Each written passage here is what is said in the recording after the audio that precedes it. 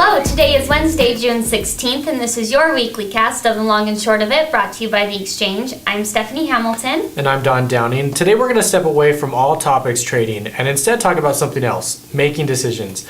We've all had to make them, and some are harder to make than others, especially if the answer, in our opinion, isn't quite clear.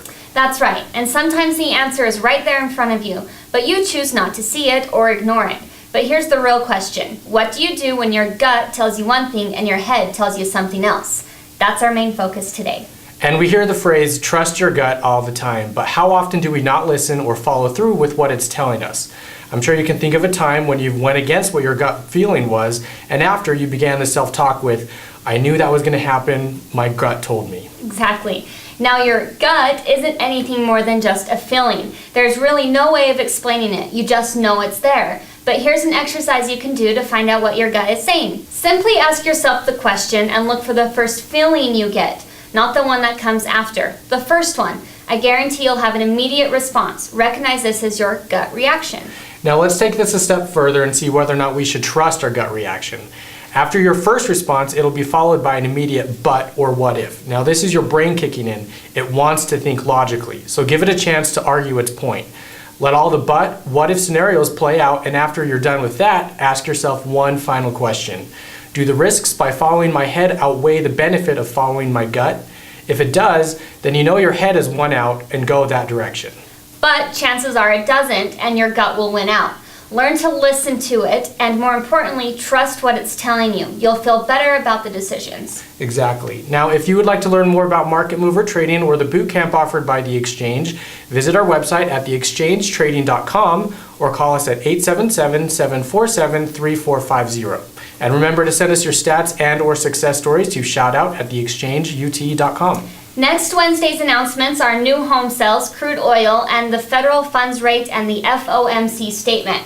So if you are interested in coming to our weekly trading arcade we hold here at the South Jordan office, be sure to be here 30 minutes before the announcement that you would like to trade, so you have enough time to get set up and have any of your questions answered. And for a complete list of next week's announcements and their forecasts, make sure to check your Market Mover trading calendar. And that's all that we have for you in the studio today, but stay tuned for the 2 cents. Thanks for watching.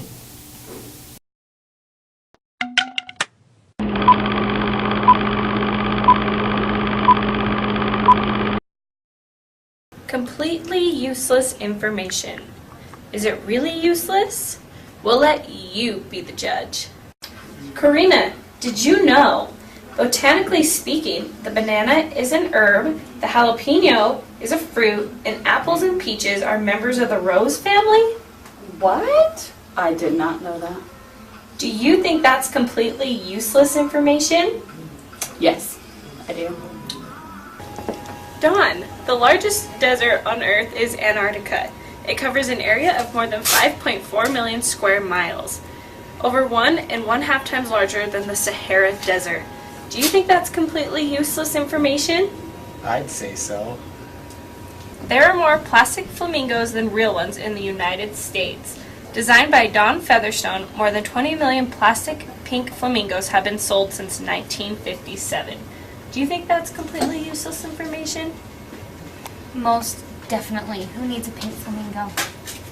Babe Ruth wore a cabbage leaf under his baseball cap to keep cool.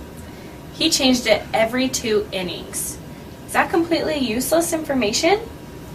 But Daniel, that was the most useful information I've heard this entire day. Very useful to me. The unpopped kernels in a bowl of popcorn are called Old Maids. Is that completely useless information? You mean Old Maid like the game? I think it's useless.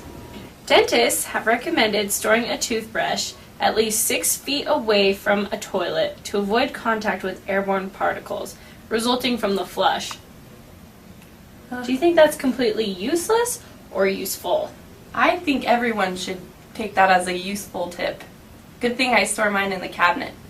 I don't know about you, but to me, those were pretty useful. Well, I'm out of here.